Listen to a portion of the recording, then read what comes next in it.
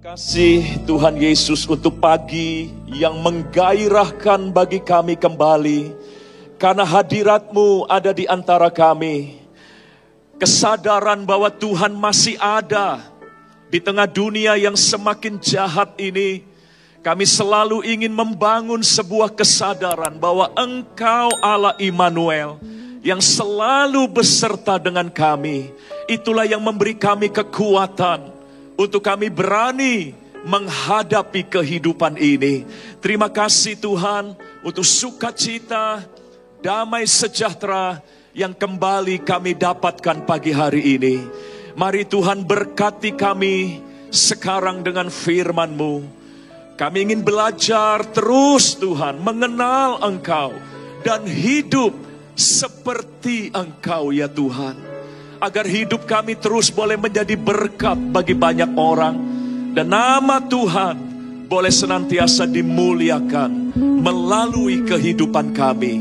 Mari Tuhan bentuk kami kembali pagi hari ini dengan kebenaran firman-Mu. Kami ingin hadir di tempat ini bukan sekedar sebagai penyembah dan pemuji Engkau. Tapi kami hadir sebagai murid-Mu juga, yang mau belajar meneladani Engkau. Terima kasih Bapa di surga. Berbicaralah, kami siap. Di dalam nama Tuhan Yesus kami mengucap syukur. Mari kita yang percaya bersama katakan amin. Haleluya. Silakan duduk kembali Bapak Ibu Saudara.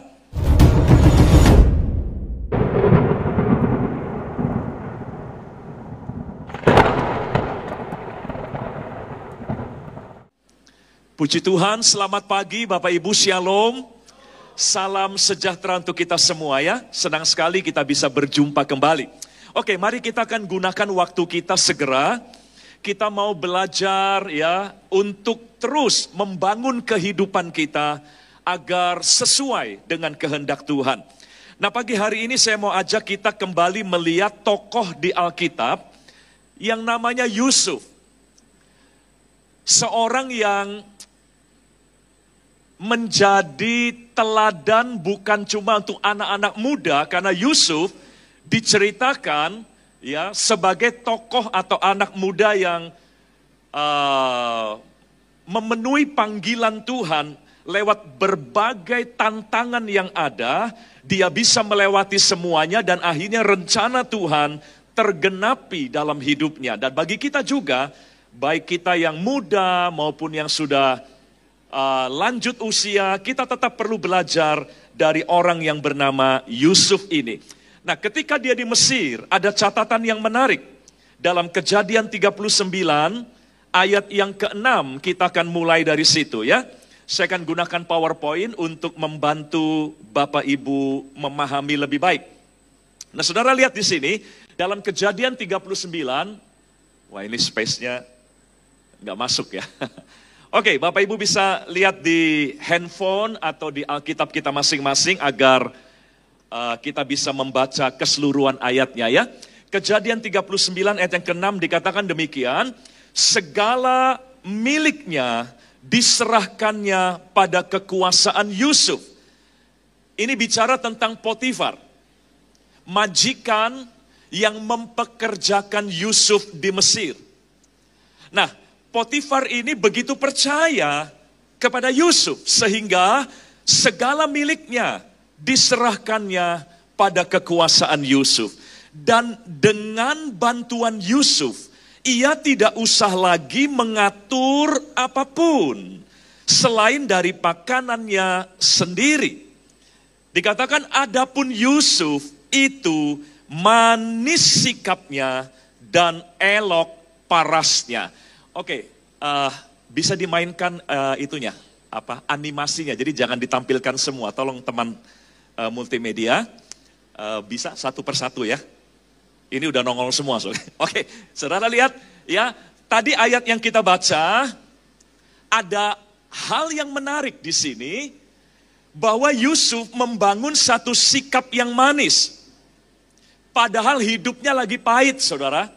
Jadi ayat di atas itu yang menarik adalah catatan bahwa Yusuf membangun sikap yang manis sehingga Potifar begitu suka dan percaya kepada Yusuf.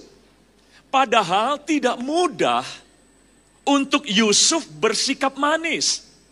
Mengapa? Karena hidupnya sedang pahit. Kita tahu ya, dia di Mesir bukan karena dia memang ingin pergi ke situ. Mesir bukanlah tempat impian Yusuf. Mesir bukanlah keadaan yang diharapkan oleh Yusuf. Tapi dia ada di situ karena kejahatan dari saudara-saudaranya. Dia terpaksa ada di Mesir karena dia sedang mengalami sebuah perubahan keadaan.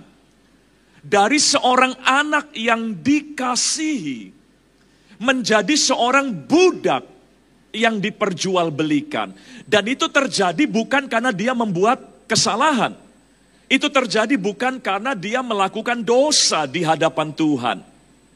Tapi itu terjadi karena ada kejahatan yang diizinkan Tuhan untuk dia alami. Jadi hidupnya sedang buruk, tapi sikapnya tetap baik. Nah, inilah yang tidak mudah tadi saya katakan. Makanya ayat ini menarik. Karena di tengah kehidupan yang pahit, Yusuf punya sikap yang manis. Di tengah kehidupan yang buruk, Yusuf punya sikap yang baik. Ketika dia mengalami kejahatan, justru dia memberkati orang lain, yaitu Potifar. Saudara, ada ketentuan begini ya. Dalam dunia mental health, itu ada rumusan yang bilang begini, biasanya orang yang tersakiti akan menyakiti orang lain. Itu biasanya begitu.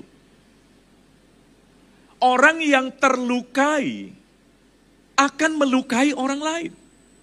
Jadi kalau ada orang yang suka melukai orang lain, itu biasanya dia pernah terlukai. Jadi ada masa lalu ya yang membuat dia bersikap seperti itu. Nah, itu sudah menjadi rumusan umum dalam dunia mental health. Nah, Yusuf ini sedang tersakiti. Tapi hebatnya, dia tidak menyakiti orang lain. Yusuf sedang terlukai. Tapi luar biasanya, dia tidak melukai orang lain. Dia nggak berkata, ya maklumlah saya lagi terluka. Kebanyakan kita kan menggunakan pengalaman yang kita dapatkan sebagai alasan untuk membangun sikap yang dipengaruhi oleh pengalaman buruk itu. Sehingga ada banyak orang berkata, ya saya nggak punya pilihan, saya lagi dijahatin, mau nggak mau saya harus jahatin orang lain juga. Yusuf nggak berkata, saya nggak punya pilihan. Yusuf membuktikan bahwa di tengah keadaan seburuk apapun, tetap semua orang punya pilihan yang bisa dia ambil untuk tetap menjadi berkat dalam situasi yang seperti itu. Sama hari ini juga, apa hubungannya Yusuf dengan kita, saudara? Tentu kita punya kehidupan yang semakin berat hari-hari ini. Ya, jujur kita menghadapi dunia yang semakin sering melukai kita. Kita berhadapan dengan kehidupan yang semakin sering mengecewakan kita. Saya rasa Bapak Ibu setuju ya. Inilah kehidupan yang sedang kita hadapi bersama. Dunia yang kita hadapi tidak membuat kita lebih senang, lebih happy, tapi justru sebaliknya, lebih sering khawatir, takut, terlukai, kecewa, dan sebagainya.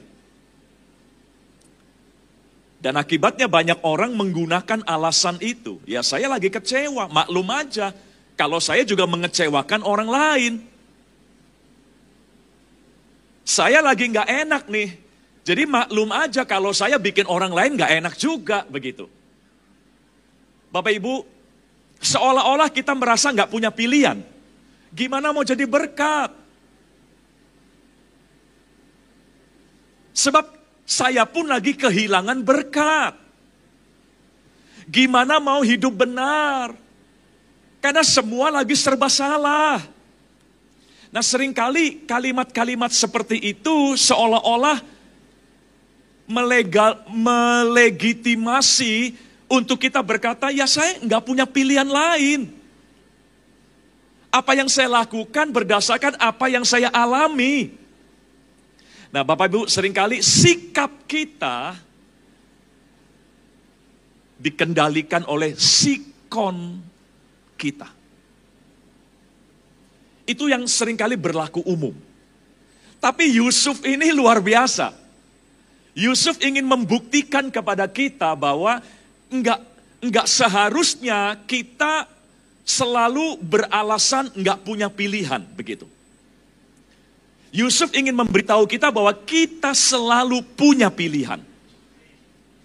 Jangan menyerah dengan keadaan, jangan jadi budak dari keadaan yang akhirnya menentukan sikap dan perilaku kita. Itu tadi ya, jangan sampai sikon menentukan sikap kita. Yang ideal adalah sikap kita betul-betul hanya dikendalikan firman Tuhan. Itu yang ideal. Sikon bisa berubah-ubah, tapi firman Tuhan gak berubah. Kalau kita hanya mengandalkan sikon untuk menentukan sikap, maka yaitu sikap kita akan selalu berubah-ubah berdasarkan sikon kita. Nah, Yusuf sedang menghadapi sikon yang buruk, tapi sikapnya manis. Ya, jadi dari ayat ini kita mau belajar itu, saudara. Gimana di tengah kehidupan yang pahit juga bagi kita hari-hari ini, kita tetap bisa membangun sikap yang manis. Karena ingat, ini masa penuaian. Saudara, jiwa-jiwa yang akan dimenangkan untuk Tuhan, ya, itu sedang melihat orang Kristen tuh hidupnya gimana. Mereka nggak mau dengar teologi kita, mereka nggak mau dengar teori-teori kita tentang Tuhan, tapi mereka ingin lihat sikap hidup kita di dalam Tuhan. Itu yang mereka tunggu. Dan disinilah kelemahan kita. Karena jujur ya, kita orang Kristen, sampai hari ini, itu kelihatannya nggak lebih baik daripada orang-orang yang di luar Tuhan. Itu realita. Ya, suka atau nggak suka kita harus terima kenyataan itu. Kita terlalu rajin ngomong Tuhan, tapi kita terlalu minim hidup di dalam Tuhan. Nah, Yusuf akhirnya menjadi berkat bagi Potifar, ya saudaraku, sekalipun dalam keadaan yang buruk, tapi dia punya sikap yang baik. Jadi dari ayat ini kita mau pelajari itu, ya, bagaimana Yusuf punya kekuatan untuk bisa membangun sikap yang manis. Dia punya sikap yang manis bukan karena semuanya lagi baik.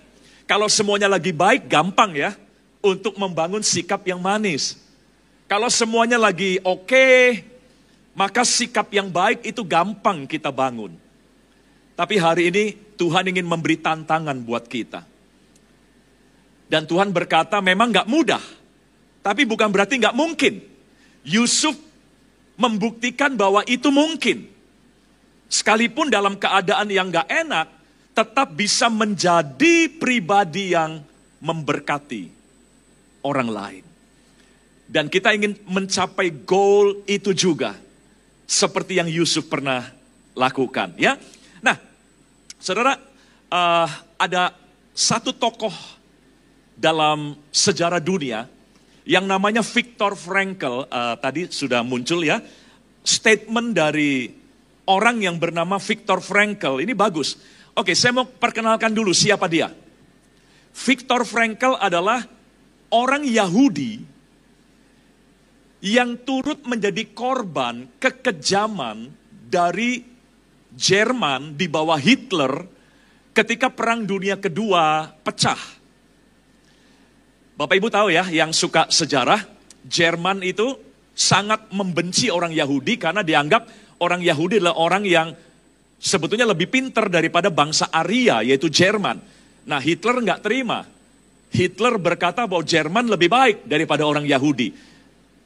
Akhirnya orang Yahudi ditangkapi, dibunuh, disiksa di kamp-kamp konsentrasi yang dibangun khusus untuk menyiksa dan membunuh orang Yahudi.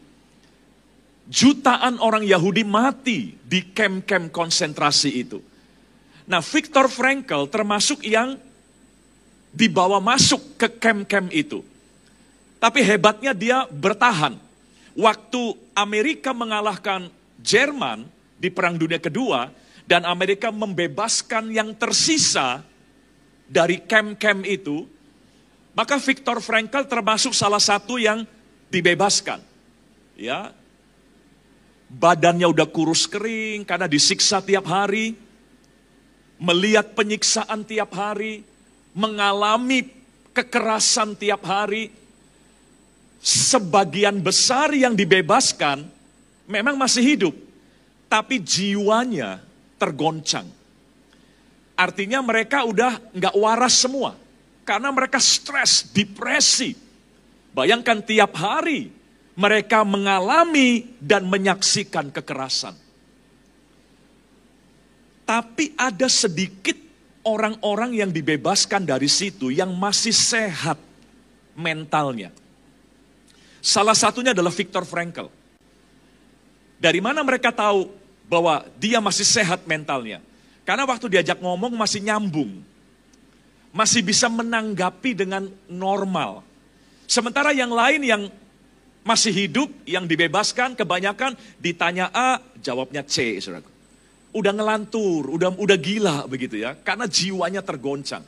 Nah, ditanya, kenapa kamu kok masih sehat mentalnya? Viktor Frankl ini ditanya, apa yang membuat kamu ya tidak tergoncang dan jadi gila, padahal tiap hari mengalami dan melihat kekerasan dan penyiksaan. Dia bilang begini, banyak ya, dia bilang banyak ya, tapi intinya kalimat yang tadi sudah kita lihat, bisa ditampilkan kembali. Statement yang perlu kita renungkan bersama dari Viktor Frankl ini. Oke? Saudara lihat yang warna biru ya, yang background biru. Dia bilang begini, segala hal dapat dirampas dari manusia. Dia mengalami, rumahnya dirampas, hartanya dirampas, keluarganya dirampas, ya. Apa yang kita punya itu bisa hilang. Yusuf juga. Yusuf mengalami segala yang baik dirampas dari dia. Nah, segala hal dapat dirampas dari manusia kecuali, nah perhatikan saudara dan saya harus sadar, ada satu yang tidak bisa dirampas oleh keadaan dan oleh orang lain, yaitu kemampuan menentukan sikap dan respon dalam sebuah situasi. Dan inilah hal terakhir dari yang namanya kebebasan manusia. Saudara, artinya begini. Dia bilang ketika dia mengalami penyiksaan, semuanya dirampas. Tapi dia tidak izinkan responnya dirampas juga oleh keadaan. Dia tetap merdeka dan bebas untuk menentukan respon. Dan dia memilih untuk mengampuni orang-orang Jerman. Dia memilih untuk mengingat hal-hal yang baik saja yang pernah dia dapatkan dalam hidupnya. Memang penyiksaan itu hanya 3 tahun. Hanya. Tapi disiksa, saudara ya. Jadi dia berpikir gini. Hidupku sudah puluhan tahun. Dan selama puluhan tahun ada banyak hal yang baik yang Tuhan sudah berikan dalam hidupku. Masa semuanya aku lupakan hanya karena 3 tahun yang buruk ini. Jadi dia memilih. Ya, dia memilih untuk meresponi dengan positif. Sementara yang lain yang gila itu, saudaraku, wah, kenapa? Karena marah-marah, dendam, gak terima, ya, kemudian benci, wah luar, ya itu memang manusia seperti itu biasanya. Akhirnya sikapnya ditentukan oleh sikonnya. Sikon yang buruk akhirnya menentukan sikap yang buruk dari sebagian besar mereka yang ditawan pada waktu itu. Nah, Viktor Frankl tetap membangun sikap yang benar sekalipun di tengah keadaan yang sangat buruk. Dan itulah yang membuat jiwanya sehat. Dan setelah dia lolos. Setelah dia lolos dan sehat kembali, dia menjadi tokoh yang mendirikan logoterapi. Sebuah terapi kejiwaan yang sekarang banyak dipakai oleh para motivator. Logos ya. Jadi memperkatakan tulisan-tulisan positif. Memperkatakan statement-statement. Logos itu tulisan. Ya, jadi kalau ada tulisan-tulisan positif diperkatakan. Nah, ini bapaknya ini si Viktor Frankl ini. Ya, masternya dia. Karena dia ngalami. Jadi dia tidak mau memberi respon sesuai dengan keadaan yang dia hadapi. Jadi dia bilang semua boleh diambil, tapi sikap kita jangan ikut diambil orang. Kadang satu orang bisa mengambil harta kita, bisa mengambil peluang kita, bisa mengambil apa yang baik dari hidup kita. Tapi jangan izinkan orang mengambil respon yang bisa kita buat dalam hidup kita. Kadang keadaan bisa mencuri hal-hal yang baik. Tapi jangan sampai keadaan mencuri juga kemampuan kita untuk memberi respon. Singkatnya, kesimpulannya dia bilang begini, jangan jadi budak keadaan. Mari saudaraku, mungkin saudara berkata, ya keadaan saya tapi berat Pak. Gimana nggak mempengaruhi? Pasti berpengaruh Pak. Ya, pengalaman saya nggak enak. Saudara, oke lah, saya ngerti ya. Memang normalnya, umumnya kita memang seperti itu. Tapi Yusuf membuktikan. Dengan keadaan yang lebih buruk daripada kita. Dia tetap bisa membangun sikap yang manis. Viktor Frankl membuktikan juga. Adakah pengalaman kita lebih buruk dari Viktor Frankl? Kita masih punya rumah, kita masih punya keluarga. Ya, kita masih punya banyak hal yang baik. Yusuf kehilangan rumahnya. Yusuf kehilangan keluarganya. Yusuf kehilangan semua yang baik. Tapi toh masih bisa memberi respon yang benar. Viktor Frankl juga kehilangan segala-galanya. Tapi toh dia juga masih bisa memberikan respon yang benar. Jadi nggak ada alasan lagi sebetulnya untuk kita memakai dalih. Saya nggak punya pilihan. Saya lagi susah. Nggak mungkin saya bisa lurus. Saya lagi terdesak. Nggak mungkin saya bisa jujur. Kalau Yusuf dan Viktor Frankl bisa hadir di depan kita hari ini, dia mau bantah semua alasan itu. Bohong, kami buktinya masih bisa memilih untuk tetap hidup benar. Ya, untuk tetap bersikap manis. Malah dua orang ini kan menantang kita. Lebih burukkah keadaanmu daripada kami berdua? Sehingga itu menjadi alasan kuat untuk kalian hidup bersikap buruk terhadap orang lain? Seolah-olah seperti itu. Izinkan saya mendramatisir ini. Ya, mereka akan menantang.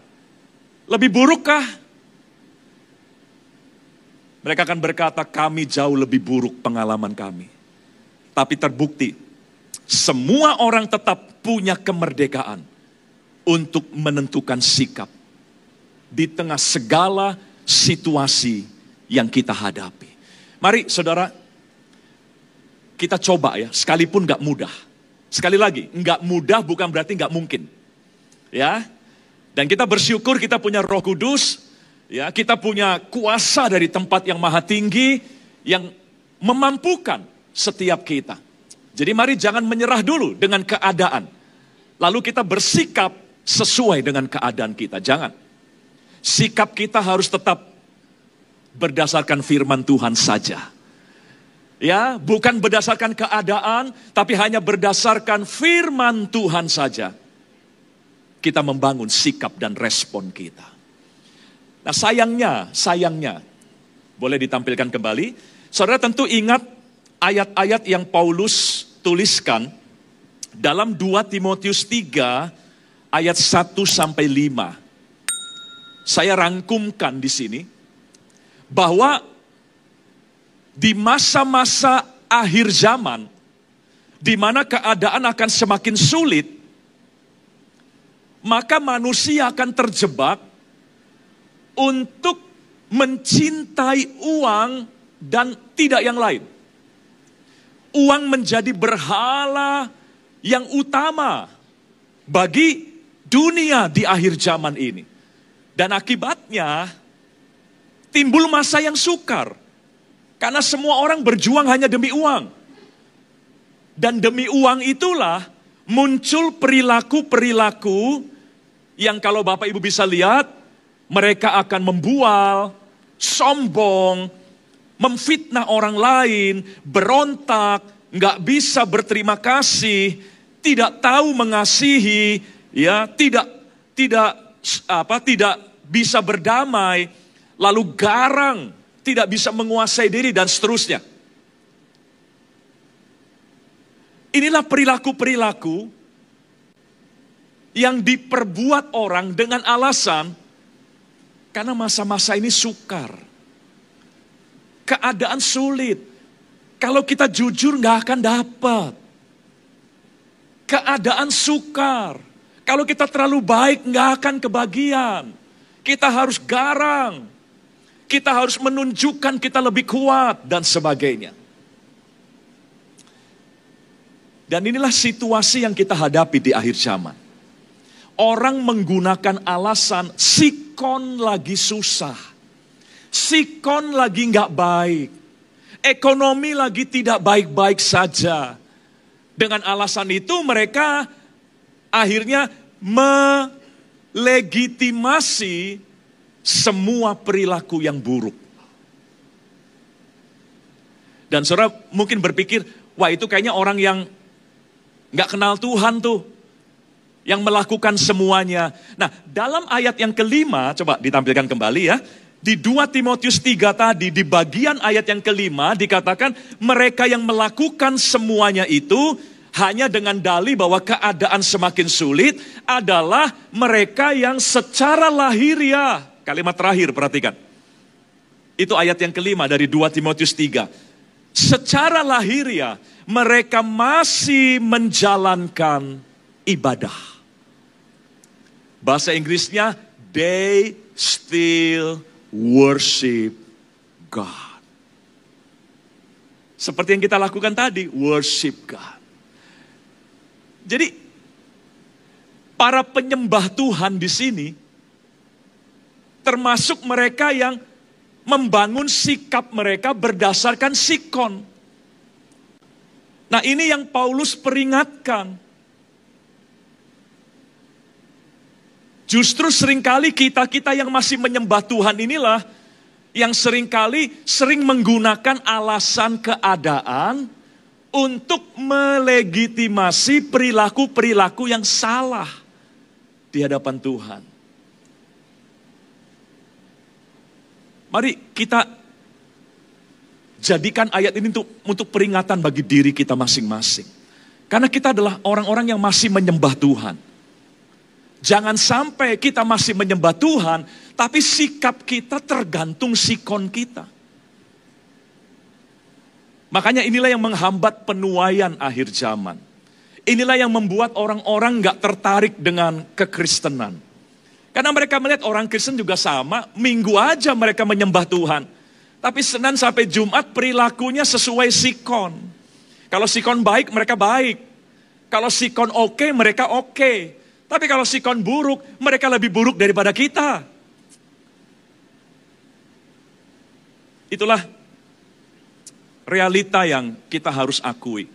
Makanya hari ini Tuhan mau ingatkan kita. Ayo ya, kalau Yusuf bisa, kenapa kita nggak bisa? Yusuf menjadi contoh bahwa Membangun sikap yang manis di tengah situasi yang pahit itu memungkinkan. Itu bukan hal yang mustahil. Sekalipun memang tidak mudah. Oke lah, ya. Sekarang kita tanya Yusuf. Modal kamu apa? Di tengah di tengah situasi yang buruk, sikapmu tetap baik. Alasan yang kamu pakai apa? Tentu ada reasonnya. Karena Yusuf bukan robot yang otomatis seperti itu. Tentu ada alasan, ada reason, ada motivasi yang membuat dia bisa melakukan itu. Next. Saudara, ada 2 ayat yang memunculkan kalimat yang sama dalam kisah Yusuf di Kejadian 39. Saudara lihat itu ya. Dalam Kejadian 39 ayat 2 bagian A, itu ada kalimat, tetapi Tuhan menyertai Yusuf. Lalu di ayat yang ke-21 bagian A, di pasal yang sama, ada kalimat yang sama lagi muncul. Tetapi Tuhan menyertai Yusuf. Oke, saya ceritakan. Ayat yang kedua itu, tetapi Tuhan menyertai Yusuf. Itu adalah jawaban dari ayat yang pertama. Ayat pertamanya apa? Yusuf dibawa ke Mesir, diperjualbelikan sebagai budak. Jadi ketika hidup Yusuf berubah menjadi buruk di Mesir, ketika keadaan Yusuf berubah jadi pahit di Mesir, langsung ayat 2 ada pernyataan bahwa Tuhan tetap menyertai Yusuf. Makanya di Mesir Yusuf nggak perlu jadi jahat. Karena dia yakin ada penyertaan Tuhan. Lalu ayat 21, kalimat yang sama muncul, tetapi Tuhan menyertai Yusuf. Kenapa? Karena ayat 20-nya, Yusuf diturunkan lagi ke penjara. Karena difitnah oleh istri Potifar. Jadi lihat, setiap Yusuf turun kepada keadaan yang lebih buruk, selalu ada kebenaran yang berkata, Tuhan menyertai Yusuf. Yusuf dibuang ke Mesir, Tuhan menyertai Yusuf. Yusuf dibuang ke penjara, Tuhan menyertai Yusuf. Inilah alasan yang membuat Yusuf tidak perlu jadi jahat kepada orang lain. Sekalipun dia lagi dijahatin oleh orang lain. Karena dia sangat yakin Tuhan menyertai dia. Hal yang sama harusnya menjadi keyakinan kita juga hari ini. Keadaan boleh semakin buruk, tapi nggak perlu sikap kita ikut jadi buruk. Keadaan boleh semakin jahat, tapi nggak perlu sikap kita harus jahat juga. Kenapa? Karena masih ada Tuhan yang menyertai kita. Ya, masih ada Immanuel, Allah yang menyertai kita, but God. Mari terapkan kalimat ini. Misalnya, saudara lagi kecewa oleh karena orang lain. Nggak perlu balas dengan mengecewakan orang lain. Karena kita percaya, tetapi Tuhan menyertai aku yang sedang dikecewakan ini. Mungkin saudara sedang dirugikan. Nggak perlu balas merugikan orang lain. Karena apa? Karena Tuhan menyertai saya dalam pengalaman ini. Selalu ingat, ada kata tetapi Tuhan. Jangan cuma ingat kecewa, tapi saya lagi kecewa Pak.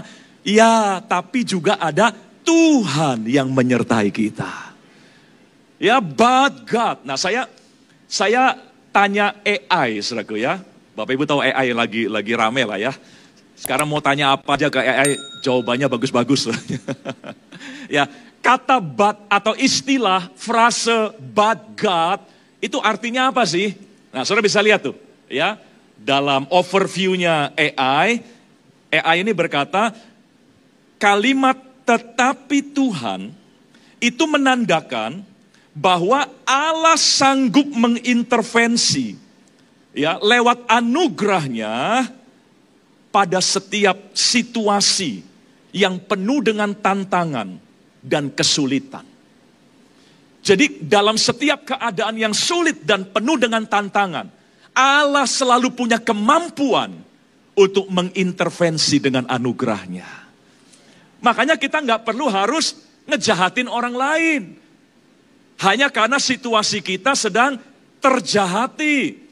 Karena masih ada Tuhan yang mengendalikan. Masih ada Tuhan yang bisa intervensi. Tugas kita tetap hidup benar, itu aja deh.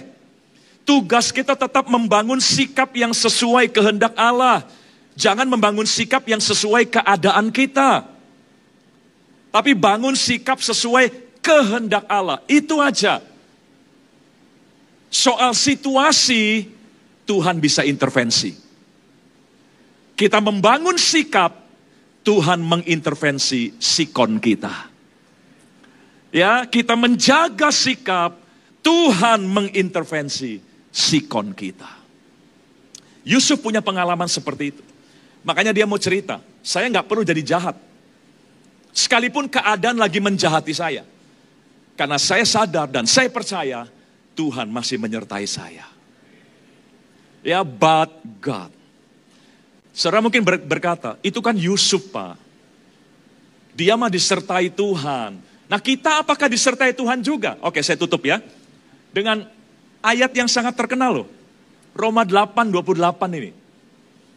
Ya, tentu beberapa kita nggak perlu lihat, udah hafal.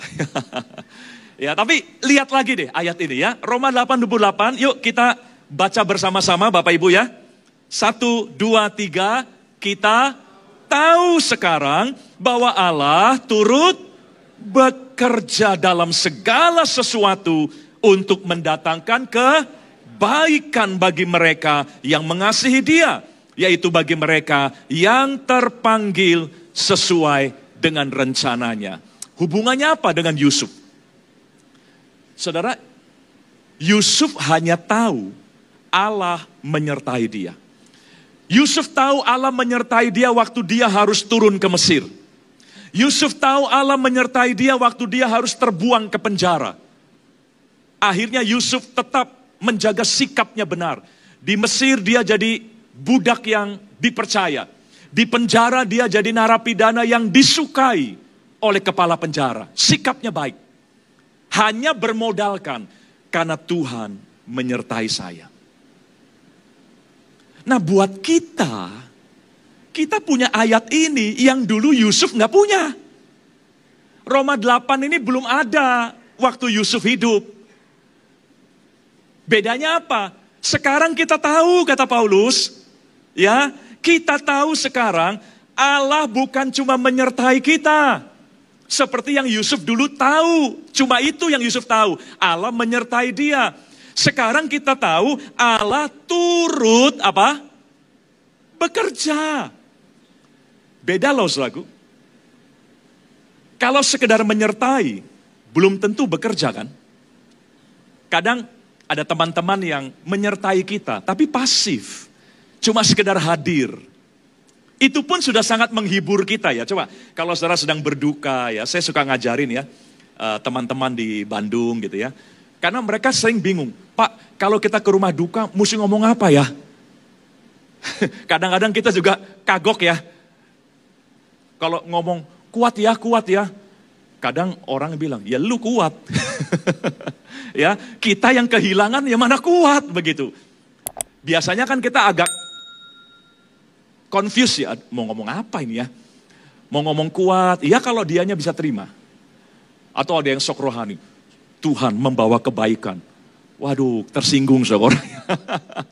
Ya masa kebaikan harus lewat begini begitu ya. Nah, jadi kadang-kadang kita sulit ya mau bicara apa. Saya kasih tips saja, tapi nggak berlaku umum ya. Ya lihat-lihat sikonnya juga. Udahlah, datang, nggak usah ngomong apa-apa. Yang penting hadir, mendampingi keluarga yang berduka. Dan itu memang secara psikologis sangat menopang ya, memberi suasana dukungan begitu. Sekalipun nggak ngomong apa-apa, daripada ngomong nanti salah saudaraku. Ya, yang penting hadir, nyalamin ya Tuhan memberkati gitu aja. Atau Tuhan memberi kekuatan, cukup, nggak usah ngomong panjang lebar. Kehadiran kita sudah sangat menolong orang-orang yang sedang dalam duka dan kehilangan. Ya, hadir tapi nggak ngapa-ngapain. Itu pun sudah bagus. Nah, Yusuf taunya Allah hadir. Titik, itu aja. Hanya dengan tahu Allah hadir saja, sudah membuat Yusuf merasa aman, nggak perlu jadi jahat. Nggak perlu membalas, nggak perlu ngerugiin orang lain. Karena dia percaya Allah hadir. Nah, kehadiran Allah saja sudah membuat Yusuf tenang. Nggak perlu harus aneh-aneh. Nah, kita sekarang punya pengetahuan yang lebih baik daripada Yusuf. Kita diberitahu oleh Paulus bahwa Allah bukan cuma sekedar hadir, tapi dia aktif bekerja bagi kita. Ya, Allah turut bekerja dalam segala keadaan. Enggak cuma hadir pada segala keadaan, tapi dia hadir dan turut bekerja dalam segala keadaan untuk mendatangkan kebaikan. Jadi saya mau beritahu saudara, kita punya alasan lebih kuat untuk tenang dibanding Yusuf. Ngerti ya Bapak Ibu ya? Ya, kita punya alasan lebih lengkap, lebih sempurna dan lebih kuat untuk kita tetap tenang di situasi yang kacau, jangan ikut kacau. Di situasi yang buruk, jangan ikut buruk. Di situasi yang serba salah, jangan ikut melakukan yang salah. Kita punya alasan lebih kuat karena kita sadar Allah bukan cuma menyertai kita, tapi dia aktif bekerja bagi kita. Nah, tugas kita ayat 29. Kadang kita cuma pegang ayat 28-nya doang. Karena memang ayat 28 bagus sekali. Ya, ayat 29 tugas kita dikatakan demikian. Sebab semua orang yang dipilihnya dari semula, mereka juga ditentukannya dari semula. Apapun keadaannya, kita ditentukan dari semula. Ya, untuk menjadi serupa, bukan serupa dengan keadaan. Nah, seringkali kita kan jadi serupa dengan keadaan. Keadaan jahat kita jadi jahat. Keadaan buruk kita jadi buruk. Tapi kita ditentukan dari semula untuk menjadi serupa dengan gambaran anaknya. Supaya ia, anaknya itu, menjadi yang sulung di antara banyak saudara. Ayat 28 memang bagus. Itu alasan untuk tetap tenang di situasi yang buruk. Tapi ayat 29 itu tanggung jawab kita. Mari bangun satu perilaku, bangun satu respon, sikap yang sesuai dengan gambaran anaknya. Bukan respon yang sesuai dengan sikon yang kita sedang hadapi. Bapak Ibu, Yusuf ingin hadir mengencourage kita hari ini. Ayo kalian bisa. Aku saja yang pengetahuanku belum selengkap engkau. Aku aja bisa. Sekarang kebenaran yang kita punya lebih lengkap daripada Yusuf. Ya, Allah bukan cuma tetap hadir mengendalikan keadaan kita, tapi dia tetap aktif bekerja untuk mendatangkan kebaikan bagi kita yang mengasihi dia. Mari kita berdiri bersama-sama yuk. Haleluya. Oke, yuk beri tepuk tangan buat Tuhan. Haleluya. Terima kasih Tuhan, terima kasih. Mari sebelum kita pulang, serahkan secara penuh kehidupan kita ke dalam tangan Tuhan. Belajar, memang tidak mudah, sekali lagi mari belajar. Untuk kita tetap bersikap seperti yang Tuhan mau. Bukan seperti yang keadaan mau.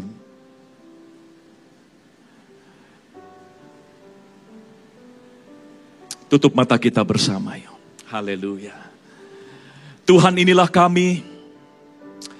Kami menerima firman-Mu dengan penuh sukacita pagi ini. Tetapi kami sadar tidak mudah untuk kami melakukannya.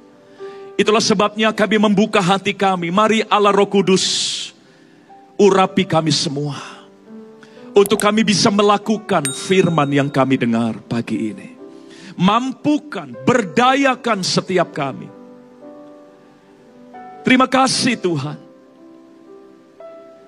Anugerah dan kasih karunia-Mu melimpahi setiap kami di tempat ini. Terpujilah nama-Mu.